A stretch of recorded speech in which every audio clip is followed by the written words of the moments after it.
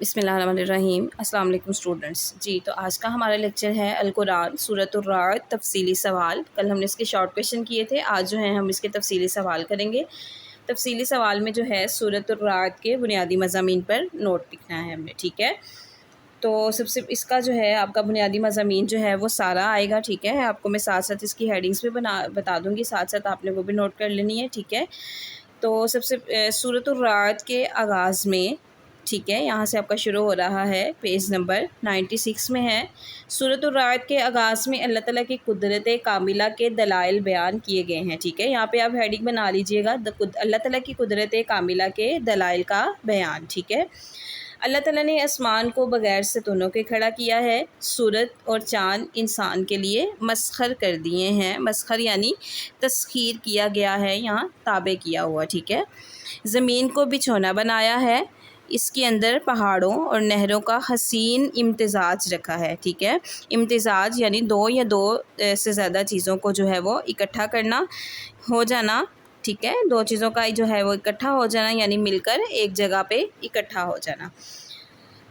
امتزاج رکھا ہے، ہر چیز کا جوڑا بنایا ہے، ایک ہی زمین اور ایک ہی طرح کے پانی کے باوجود ہر درخت کا پھل، ذائقہ اور تاثیر جو ہے وہ جدا جدا بنائی ہے، ٹھیک ہے۔ ایک ہی پانی ہے، ایک ہی زمین ہے، لیکن ہر درخت کا جو پھل ہے وہ ڈیفرنٹ ہے، ہر جو پھل کا ذائقہ ہے وہ بھی مختلف ہے، ٹھیک ہے۔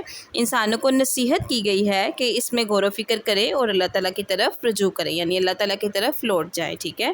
اس کے بعد نمبر 2 پہ جو آپ کا پیراگراف ہے، اس کے آگے والا جو پیراگراف ہے اس میں آپ کی ہیڈنگ بن رہی ہے اللہ تعالیٰ کے کامل علم کا بیان، ٹھیک ہے۔ اس میں آپ یہ ہیڈنگ بنا سکتے ہیں، اس کے علاوہ بھی جو ہیڈنگز ہیں جو ہے وہ آپ بنا سکتے ہیں۔ سورۃ الرعد میں اللہ تعالیٰ کے کامل یعنی مکمل علم کا بیان ہے۔ ہر چیز کا علم اللہ تعالیٰ کے پاس ہے، کامل مکمل کو کہتے ہیں۔ ہر چیز کا علم اللہ تعالیٰ کے پاس ہے، وہ ہر غیب اور حاضر کو جاننے والا ہے، یعنی جو چھپا ہوا ہے، جو نظر آنے والا ہے، جو نظر نہیں آنے والا، ہر چیز کو جو ہے وہ جاننے والا ہے۔ تم کوئی بات چھپاؤ یا ظاہر کرو، ٹھیک ہے، سب کچھ اس کے علم میں ہے۔ اللہ تعالیٰ نے ہر انسان کے آگے اور پیچھے پہرے دار مقرر کر رکھے ہیں جو اللہ تعالیٰ کے حکم سے انسان کی حفاظت کرتے ہیں، ٹھیک ہے۔ ان فرشتوں کو معقباتن کہا گیا ہے۔ معقباتن سے کیا مراد ہے؟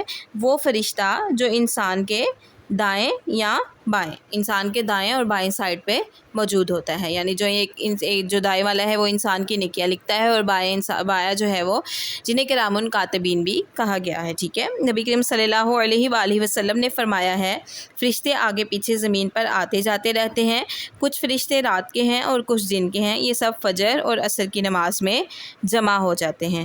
سورۃ الرعد میں صاحب ایمان اور صاحب بصیرت، ٹھیک ہے، بصیرت جو ہے وہ دیکھنے والوں کو کہتے ہیں۔ اس میں آپ یہ ہیڈنگ بنا سکتے ہیں، صاحب ایمان اور صاحب بصیرت لوگوں کی صفات کا بیان ہوئی ہیں۔ یہ لوگ نصیحت حاصل کرتے ہیں، وعدہ پورا کرتے ہیں، صلہ رحمی کرتے ہیں، خوف الہی رکھتے ہیں، آخرت کے عذاب سے ڈرتے ہیں، صبر کرتے ہوئے رضا الہی کے طالب رہتے ہیں، ٹھیک ہے۔ تمام کا نماز قائم کرتے ہیں، انفاق فی سبیل اللہ، اللہ تعالیٰ کی راہ میں خرچ کرتے ہیں، یعنی اللہ تعالیٰ کے راستے میں خرچ کرتے ہیں، اور نیکی کی اتباع یعنی پیروی کرتے ہیں۔ ان لوگ کے لیے آخرت کا دن باعث راحت اور سکون ہوگا۔ ان لوگ کے لیے عدن یعنی جنت کے باغات ہیں، ان کو جنت میں فرشتوں کی طرف سے سلامی پیش کی جائے گی۔ اہل ایمان کے لیے اللہ تعالیٰ کے ذکر کی اہمیت اور فضیلت کو بیان کیا گیا ہے۔ اللہ تعالیٰ کے ذکر میں دلوں کا سکون اور چین ہے، ٹھیک ہے۔ اس کے بعد لاسٹ والے پیراگراف میں آپ جو ہے ہیڈنگ بنا لیجیے گا، سورۃ الرعد کے آخری حصے میں نبی کریم صلی اللہ علیہ وسلم کو تسلی کا بیان۔ آپ کو تسلی دی گئی ہے کہ آپ سے پہلے بھی رسولوں کو جھٹلایا گیا اور جھٹلانے والوں کا انجام جو ہے وہ بہت برا ہے، ٹھیک ہے۔ جو کافر ہیں وہ آپ سے پہلے جتنے بھی رسول آئے ان کو بھی جھٹلایا گیا، انہوں نے نیکی کی دعوت دی لیکن جو ہے وہ ایمان نہیں لائے۔ آپ اعلان فرما دیجئے کہ میں اللہ تعالیٰ کی عبادت کرتا ہوں اور اس کے ساتھ کسی کو شریک نہیں ٹھہراتا، میں اسی کو پکارتا ہوں اور اسی کی طرف لوٹ کر جانا ہے۔ قرآن مجید کو ہم نے نازل کیا ہے، آپ اسی کی اتباع پیروی کریں۔ مشرکین کے عمومی اعتراضات کا جواب دیتے ہوئے اللہ تعالیٰ نے ارشاد فرمایا ہے کہ ہم نے جتنے بھی نبی اور رسول بھیجے ہیں وہ شادیاں کرتے تھے اور صاحب اولاد تھے، یہ ساری باتیں علم الہی میں محفوظ ہیں، ٹھیک ہے، یعنی اللہ تعالیٰ کے علم میں ہے۔ اللہ تعالیٰ جو ہے جس کا علم صرف اللہ تعالیٰ کو ہے، اس کے علاوہ کوئی نہیں جانتا۔ اللہ تعالیٰ جس چیز کو چاہتا ہے ثابت رکھتا ہے اور جس کو چاہتا ہے مٹا دیتا ہے۔ محبوب مکرم یعنی نبی کریم صلی اللہ علیہ وآلہ وسلم، آپ صلی اللہ علیہ وسلم سے پہلے بھی منکرین حق یعنی جو حق کا انکار کرتے تھے، انبیاء کرام کے ساتھ مکروہ و فریب کیا۔ آپ نے ان پر واضح کر دیا ہے کہ تمام تدابیر اللہ ہی کے پاس ہیں، یعنی جو بھی چال چلنے والا ہے یا جو کچھ بھی ہے، یہ ہر چیز کا علم جو ہے وہ اللہ تعالیٰ کے پاس ہے، ٹھیک ہے۔ اور کفار عنقریب اپنے برے انجام کو جان لیں گے، ٹھیک ہے۔ اور اوپر ہم نے لوح محفوظ پڑھا ہے، لوح محفوظ پر جو ہے اللہ تعالیٰ ہر چیز کو چاہتا ہے ثابت رکھتا ہے، ٹھیک ہے۔ لوح محفوظ جو ہے عربی زبان میں تختی کو کہتے ہیں، اسے لوح محفوظ الکتاب اور کتاب بھی کہا جاتا ہے، ٹھیک ہے۔